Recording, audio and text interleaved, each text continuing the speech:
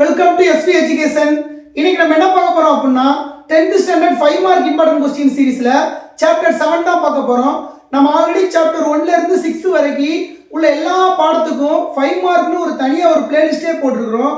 So நம்ம சேனலுக்கு இப்போதான் நீங்க புதுசா வரீங்க அப்படின்னா ஜஸ்ட் நம்ம பிளேலிஸ்ட்டை போய் செக் பண்ணுங்க. அப்படி நம்ம சேனலையும் சப்ஸ்கிரைப் பண்ணுங்க, உங்க ஃப்ரெண்ட்ஸுக்கும் ஷேர் பண்ணுங்க. சரி வாங்க இன்னைக்குள்ள கொஸ்டின்குள்ள போகலாம். இன்னைக்குள்ள கொஸ்டின் என்னன்னா பயிற்சி 7.1ல 6th சம் தான். என்ன சம் ஃபர்ஸ்ட் ரீட் பண்ணுங்க.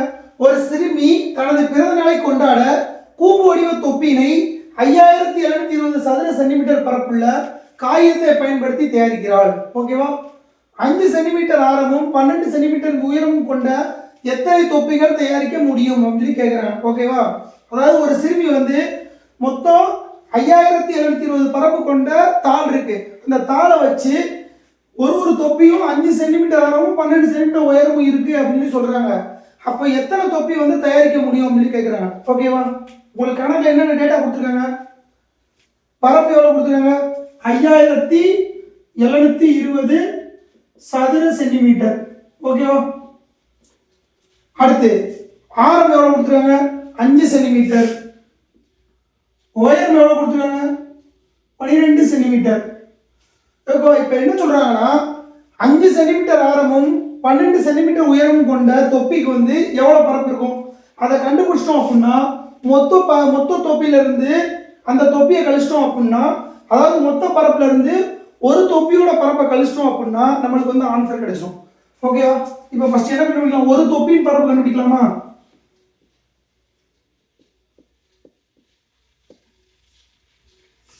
ஒரு தொப்பியின் பரப்பு, தொப்பி எந்த வடிவத்தில் இருக்கு அவங்க சொன்னாங்க, கூம்பு வடிவம் சொன்னாங்களா? அப்ப நேர்வட்ட கூம்பின் பரப்பு என்னது, பை ஆர்எல். ஓகேவா? இப்போ உங்களுக்கு பையோட வேல்யூ கான்ஸ்டன்ட் தெரியும், ஆரோட வேல்யூ தெரியுமா? தெரியும். எல்லோட வேல்யூ தெரியுமா? தெரியாது.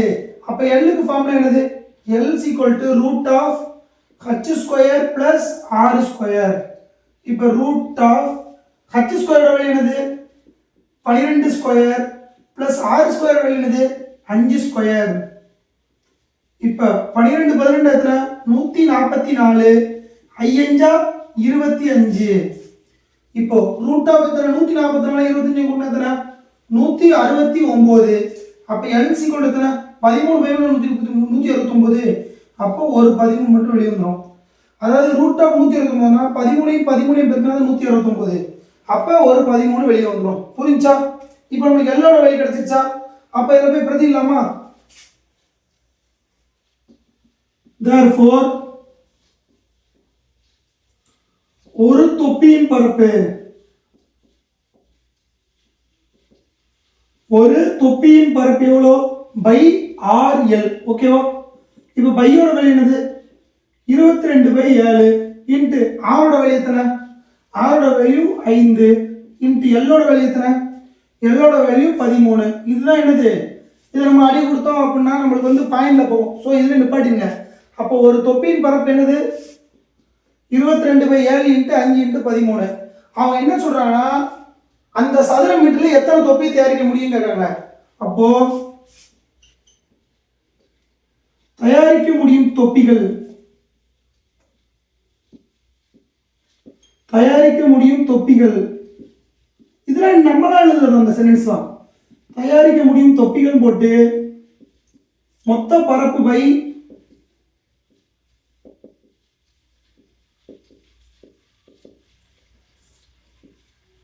ஒரு தொப்பியின் பரப்பு.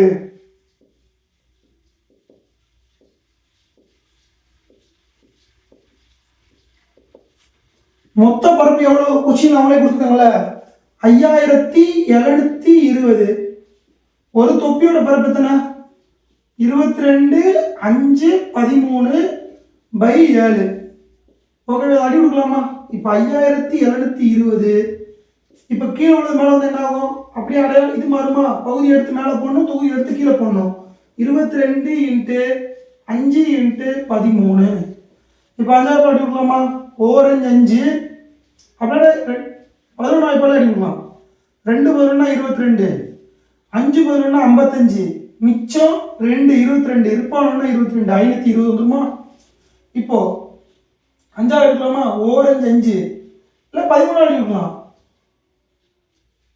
ஒரு 13 13 13 நாங்கள் எத்தனை? 3 12 மிச்சம் ஒரு நாங்கள் 5. அப்போ 4 13 52 40 வந்துடும். ஓகேவா? இப்போ 5 எடுங்க. ஓரஞ்சு 5 எண்ணஞ்ச 40 ஓரன் 2 நளி 2 8 மிச்சம் என்ன இருக்கு? 4 × 7 இருக்கு. அப்போ எத்தனை? 28. therefore தயாரிக்க முடியும் தொப்பிகள்.